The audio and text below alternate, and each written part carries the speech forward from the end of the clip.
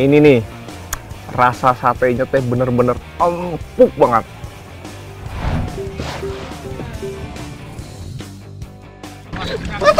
Tahan, Pak.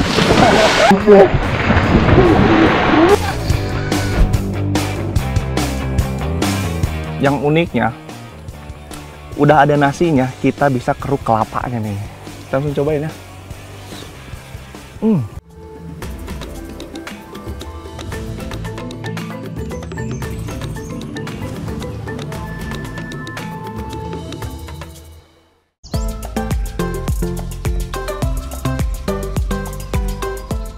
Sampurasun anak negeri dimanapun berada.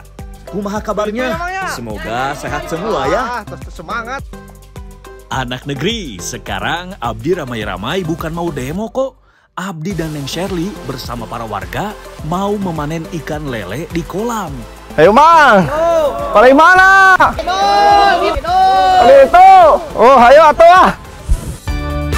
Penasaran kan? Terus ikuti Abdi ya anak negeri, karena Abdi akan menjelajah dan mengenal lebih jauh daerah Selawi yang berada di Kabupaten Garut. Ayo Mang, sepi Mang.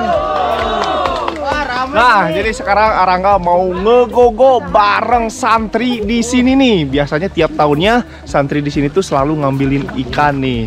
Jadi melak balong. Jadi nanam ikan di dua kolam ini. Ayo Kang. Ayo. Wih, ini sih kegiatan kesukaan Abdi anak negeri. Apalagi kalau bukan bermain air. Ayo semangat barudak.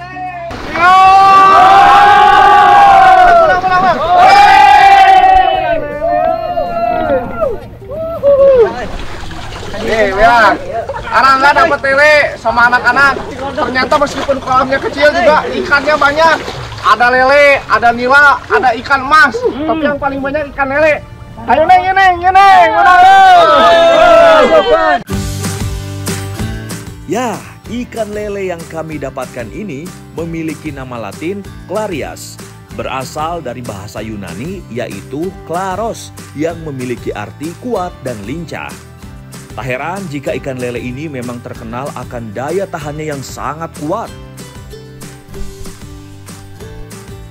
Selain tahan terhadap serangan penyakit, ikan lele juga memiliki daya tahan hidup yang sangat baik, yaitu dapat hidup di berbagai kondisi air. Mulai dari air bersih, air kotor, maupun air tercemar. Selain karena daya hidupnya yang kuat, ikan lele juga termasuk dalam jenis ikan ovipar yang mampu bertelur dan menghasilkan bibit dengan jumlah yang sangat banyak. Ya, seperti ini kalau cari ikannya di kolam anak negeri. Tak perlu waktu lama, cukup dengan alat sederhana pun ikan akan mudah didapatkan. Ayo semangat, cari lagi yang banyak ikan lelenya. Nah, sekarang mau bikin sate lele kuah kuning atau kuah koneng. Wah, biasanya lele kan digoreng nih atau dibakar langsung, ini pakai tusukan jadi di sate. Ayo Neng, Bu, sekarang mah kita bikin. Barkisak, mari kita memasak. Soal bumbu sih serahkan saja ke Ibu dan juga Neng Meli. Karena tugasku di sini sudah jelas membersihkan dan mengambil daging ikannya. Selain bumbu halus, santan juga wajib ada karena santan sudah menjadi salah satu bahan yang sangat melekat dengan sajian kuliner Nusantara. Nah, setelah bumbu halus jadi, selanjutnya pindahkan ke wadah. Lalu masukkan potongan ikan dan aduk hingga semua tercampur rata. Setelah bumbu tercampur rata dengan daging ikannya, selanjutnya tinggal menusuk daging ikannya satu persatu. Dalam proses ini, ikan yang digunakan haruslah masih segar. Jika tidak, daging akan mudah hancur saat ditusuk. Supaya masakan cepat selesai, Abdi sengaja berbagi tugas dengan Neng Meli. Neng Meli membakar sate ikannya, sementara Abdi bertugas memasak bumbu kuah kuningnya.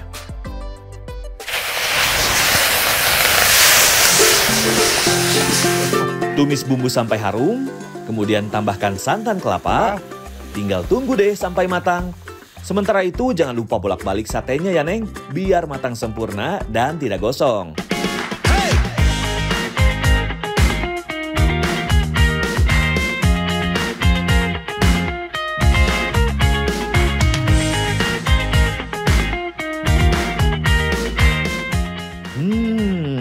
Loh, sate ikan lelenya benar-benar enak anak negeri. Sate lele seperti ini sangat nikmat disantap saat masih panas, ditemani dengan nasi putih. Sungguh nikmat, mana lagi yang kau dustakan. Ini nih, rasa satenya teh bener-bener empuk banget. Tadi waktu dipotong si lelenya teh meniliat alot banget, tapi udah di sate mah tuh. Empuk pisan. Terus nih, rasa kuahnya bener-bener enak, bumbunya meresap, kuah kuningnya tuh. Terus airnya kental banget. Tuh, wah. Waktu dimakan, hangat banget ya di tenggorokan. Bener ini mah bakal terus-terusan menambah rasa nafsu makan. Ayo buah, tambah deh bu, tinggal kuahnya bu. Selain nikmat, tentu saja masakan yang satu ini juga menyehatkan. Dengan mengkonsumsi ikan lele, maka kebutuhan protein harian kalian akan terpenuhi. Di mana protein sangat penting untuk menjaga kesehatan sel dan jaringan tubuh.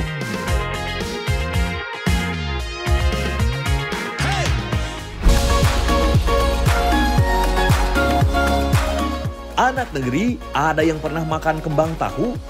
Enak kan? Seperti ini proses pembuatannya.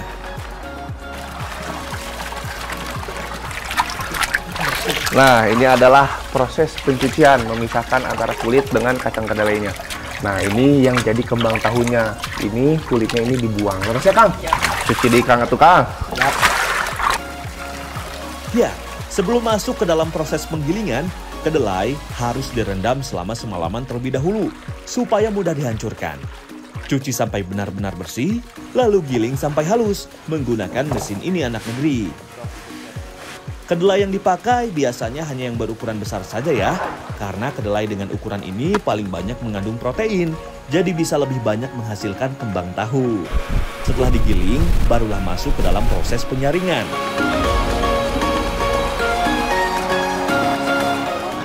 Nah, ini wangi kedelainya tuh bener-bener khas pisan.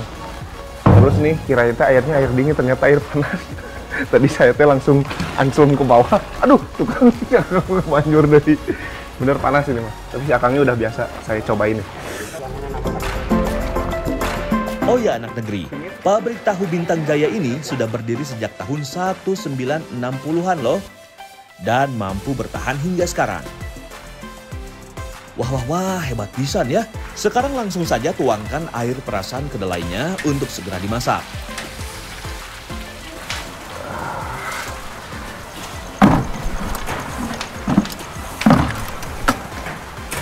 Nah, ini proses pengembangan tahu sekitar 30 menit ya Kang ya? Ya. Baru bisa berkembang si kembang tahunya teh. Gimana besar kecil apinya? Wih, ini sih besar sekali tempat masaknya. Anak negeri, kalau jadi pekerja pembuat kembang tahu harus tahan panas ya. Karena proses pemasakan ini masih menggunakan tungku tradisional yang mengandalkan panas dari kayu bakar. Sehingga suhu di sekitar juga ikut panas. Setelah 30 menit, barulah kembang tahu akan muncul. Sini anak negeri, lihat kembang tahunya. Nah, kalau proses ini memang harus membutuhkan keahlian khusus untuk memotong lalu meniriskan kembang tahunya. Uniknya, angkatan pertama kembang tahu biasanya memiliki harga yang lebih mahal karena memiliki rasa yang lebih kuat. Kalau kembang tahu ini sih cukup diangin-anginkan saja supaya kering. Nah, setelah kembang tahu digantung dan diangin-anginkan, selanjutnya kembang tahu masih harus dijemur terlebih dahulu. Nah, jadi biasanya proses penjemuran kembang tahu itu 2 jam juga udah kering. Tapi kata si Akangnya Kang, 1 hari untuk packagingnya baru bisa dimasukin gitu. Sebenarnya 2 jam juga udah kering, cuman butuh 1 hari untuk packagingnya gitu. Oh ya anak negeri, kembang tahu yang dijemur ini adalah masakan kedua. Karena biasanya kandungan protein tahu sudah berkurang, yang membuat proses pengeringannya lebih lambat. Jadi harus dibantu melalui proses penjemuran. Dalam sehari, pabrik tahu Bintang Jaya ini mampu memproduksi ribuan kembang tahu loh. Kemudian kembang tahu akan dikirim ke sejumlah daerah di Indonesia. Wah, meni loba pisan euy. Gimana Kang? Ya sekarang beberes. Ya kembang tahu terus jadi nanti bieu teh. Jadi kering ya Kang ya. Terus gimana Kang? Ya kanggo arangga kanggo masak. Allah hatur nuhun pisan. Meni kuat kalau baki meni banyak ini Kang. Terima kasih ya Kang ya. Aduh, mangga Kang. Mangga, nuhun. Sekarang Arangga mau bikin batagor. Arangga, katanya bikin batagor, mana tahunya? Neng, kan pakai kembang tahu, bukan pakai tahu biasa. Sekarang mah pakai kembang tahu. Sok sekarang mah kita liatin prosesnya. Ayo, Bu, urang masak enak mah. Ini dia semua bahan untuk membuat batagornya anak negeri. Simpel bukan? Langsung saja. Haluskan semua bumbu seperti bawang merah, bawang putih, ketumbar, kemiri, cabai rawit, dan juga garam. Anak negeri, sementara Abdi mengambil daging ikannya untuk campuran irisan batagornya, Neng Ica juga menyiapkan bahan isian lainnya, seperti daun bawang dan juga wortel. Nah, kalau daging ikannya sudah banyak terkumpul, langsung saja kita campur dengan tepung kanji, garam, dan juga daun bawang. Terakhir, tambahkan air panas supaya adonan tepung bisa mengental dan lembut. Aduk-aduk sampai benar-benar tercampur rata, lalu isikan deh ke dalam kulit kembang tahunya. Oh ya, tapi sebelumnya kembang tahu harus direndam dulu ya menggunakan air panas. Nah, seperti ini jadinya anak negeri. Kembang tahu yang tadinya kering jadi lembek deh. Wih, lihat si Neng, jago juga ya ternyata bungkus adonan menggunakan kembang tahunya. Ya lumayan lah, mirip kok dengan yang dijual di restoran-restoran sana. Nah sadayana, adonannya sudah habis nih. Semua sudah terbungkus dengan kembang tahu. Sekarang waktunya proses penggorengan. Proses penggorengan pun gak usah lama-lama. Asal warnanya sudah cakep mah, angkat aja. Karena kalau gosong bisa merubah rasa. Selain itu, isian batagornya juga bisa menjadi keras.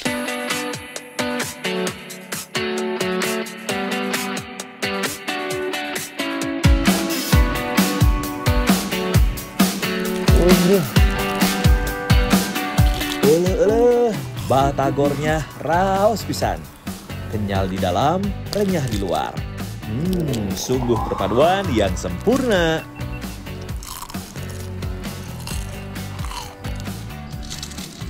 Dengerin tuh. Kriuk pisan ini rasanya nih waktu dimakan.